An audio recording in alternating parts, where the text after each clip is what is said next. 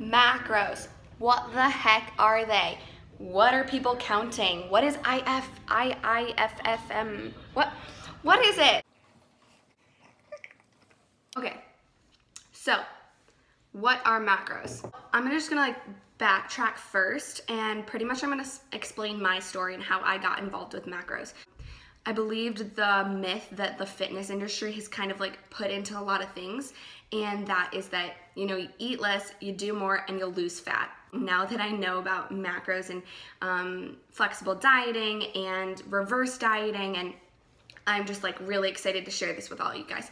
So I was at a point where I was pretty much eating egg whites, tofu, broccoli, asparagus, and protein drinks. My body went into starvation mode pretty much because I wasn't feeding it enough calories. I wasn't feeding enough carbs. I had no energy. I was miserable. I hit a plateau. So instead of losing weight and losing fat, I started gaining weight. And then it went into the spiral effect where, because I wasn't seeing progress, I was not motivated to go to the gym. I was not motivated on the weekends to keep up with my meal plan. So I would get to the weekend and eat anything and everything. I would, go way overboard, and then I would get to Monday, feel so shitty about myself that I was even less motivated to get to the gym. I wasn't able to go out with my friends because I was worried that I would ruin my meal plan. So I was not having fun, I was not eating foods that I enjoyed, and I didn't see myself in a position to ever continue this. So it was a bad cycle. Then on top of that, I was on Instagram, I'm seeing these people, these fitness people, eating ice cream and cookies and cake and all these amazing foods, and they still had abs. How is that possible? So I started researching macros myself. That's when I came across reverse dieting. I talked to a lot of people that knew a lot about the subject, and I decided that it was finally time for myself to start a reverse diet. What is a reverse diet? Take it back to step one. What is counting macros? I kind of skipped over that step. Macronutrients are carbohydrates, protein, and fats. You're counting and tracking how many grams of each one of those things goes into your body on a daily basis. You could be doing a reverse diet, you could be doing a fat loss phase, you could be doing maintenance. You're making sure that each day you're filling those numbers. And the cool part is that you don't have to be filling those numbers with chicken, broccoli, and asparagus. You can fill those numbers with froyo and pizza. You're gonna have to play with that a little bit to see how that fits into your numbers, of course. Now, if you're interested in calculating macros or counting macros, you might be overwhelmed with which phase should I do? Should I do a body fat loss phase, or should I do a reverse diet? And that was my question too when I first started. A lot of people want to go initially into that body fat loss phase because who doesn't want to lose body fat? The thing to think about is, a body fat loss phase isn't necessarily for everybody right off the bat. However, if you've never tracked macros or never tracked calories for longer than 8 weeks and you're kind of beginner into this, and you've been consistent with about 1,600 calories per day on average, and also if you're really wanting to lean out and lose some body fat, those are a few reasons why you might choose a body fat loss phase. Now, a lot of people might be tempted to initially go and do a body fat loss phase. However, you should consider doing a reverse diet if you've been consistent tracking macros or calories for about 8 weeks or more, and you've been in a calorie deficit and kind of hit a plateau as far as your weight loss and fat loss goes. If you eat less than 1,400 calories, if you struggle with binges or you have complete restrictive binging cycles, if you have a really bad relationship with food, which kind of goes back to that previous one, you should probably consider a reverse diet. If your metabolism has slowed down, if you aren't seeing progress, if you feel like you're not eating that much and not seeing results, a reverse diet would be good for you. Now, I answered yes to all of those questions for the reverse diet. I was eating, like I said, about 800 to 1,200 calories a day. I had a terrible relationship with food. I told you guys about my restrictive and then binging cycles. It hit a plateau completely. It was terrible.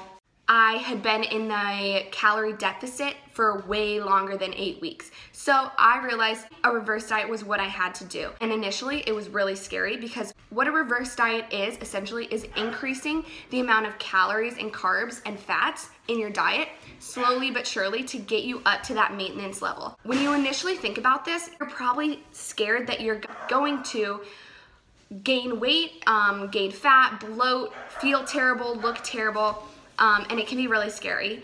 But it's really important to give your body and your metabolism the time to recover and get back up to maintenance. So if you think about it, like if you're in a calorie deficit, your body goes into starvation mode where anything that you put into your body gets held on for potential future energy. So your body's kind of like, oh, she isn't feeding me. I better store this food as fat so that I can use it for energy later. And that's kind of what happens when you go into these like calorie deficits. And it's really bad. And that actually happens to a lot of people, especially if you're doing that on a prolonged period of time. So in doing a reverse diet, you can really kind of flip on the switch of your internal body functions, and it really helps you get your metabolism going, energy back up. You won't be gaining weight because you're going to be doing this at a gradual rate. So in a reverse diet, you essentially can eat more without gaining weight. You're upping your metabolism so that it's responding to the levels of calories that you're putting into your body. After a prolonged period of being in a deficit or a body fat loss phase, your body kind of hits a plateau, and I talked about that a little bit, but in doing a reverse diet, you're kind of resetting that. You're getting your metabolism back to functioning, and you're turning all those internal systems on. You're feeding it food, and does that make sense? I don't even know if that makes sense. And the trick in a reverse diet is going slow. I reverse dieted for almost 4 months. I lost about like 13 inches around my body. I lost about 10.5 pounds. I'd never felt so lean while eating as much food as I was eating. By switching over to the reverse diet, I was able to restore my metabolism and get my body running again, finally, properly. Now, to actually calculate your macros, there are a lot of things that go into that. Your age, your weight, your activity level, your goals, those are all things to be considered when you're calculating your macros. Now, I personally didn't calculate my first set of macros, and I did that with the Ledbetters. They're amazing. And it's all mathematically calculated. And that's what's amazing about macros, is that it's scientifically and mathematically proven. I mean, every body processes calories and processes carbs, fats, and proteins the same way. If you're getting those nutrients into your body processes that same way no matter what. I mean, whether it's carbs from broccoli or carbs from bread, your body's gonna be processing that the same way. So the difference is really between a fat loss and a reverse diet. And in a fat loss, what you're doing is you're getting more and more in a deficit, so you're reducing calories, reducing carbs and fats. In a reverse diet, you're getting closer and closer to your maintenance and even trying to get into a surplus. And that's awesome because you're restoring your metabolism and you're getting your body running. So you're going to be increasing carbs, fats, and proteins. You'll start off with your first set of macros, whatever that initial calculation gives you, and then in 2 weeks, you'll reevaluate. If you have lost weight and your body's progressing the way you want it to be, you'll increase your carbs or calories in a reverse diet, and in a fat loss phase, you'll continue to decrease, if that makes sense. So that's just kind of like a rough overview. Another important thing to remember is that everybody is different. So my macros are not gonna fit for you. Your macros are not gonna fit for me. Kyle's macros, doesn't count macros, but that's fine, are not gonna work for me. I get a lot of questions about people asking me, what are your macros or how many carbs do you eat? I don't give out those numbers because me giving you the number of carbs I eat isn't gonna matter. Your body's completely different. Your age, your weight, your height, your activity level, all of that is different. It's so individual that it's literally calculating exactly what your body needs to reach your goals. Now, like I said, There's a lot of math and calculations that go into calculating your macros. And I don't really want to go into how to specifically calculate your macros in this video. Potentially in the future, I'll do one that's more like literally what numbers do you have to calculate. And if you guys want that video, go ahead and like this video so that I know that that's what you're interested in. I just kind of want to like open up the conversation of like what exactly is, if it fits your macros, or flexible dieting, or macro calculations, macro counting, all of those little like terms you probably heard. Now, how to get started. So let's say you guys found out about macros, you decided you want to do it, you got your calculations, you have your numbers. How do you actually implement that into your daily routine? So this is what I always encourage people. Start off with 1 week of just tracking what you normally eat on a day-to-day basis. Don't change anything up. Don't do anything crazy. Just go ahead and keep your diet the same. Get used to scanning the labels on foods, used to tracking the number of carbs, proteins, and fats in what you're already eating. I use MyFitnessPal, also many other apps that track out there. Get used to tracking what you're eating right now. After about a week, you'll be able to see kind of like what your regular numbers look like. You'll be able to adjust accordingly. So let's say after tracking for a week, you realize on average you eat about 100 grams of carbs, 100 grams of protein, 100 grams of fat in one day. Your macro calculations are probably a little bit different than that.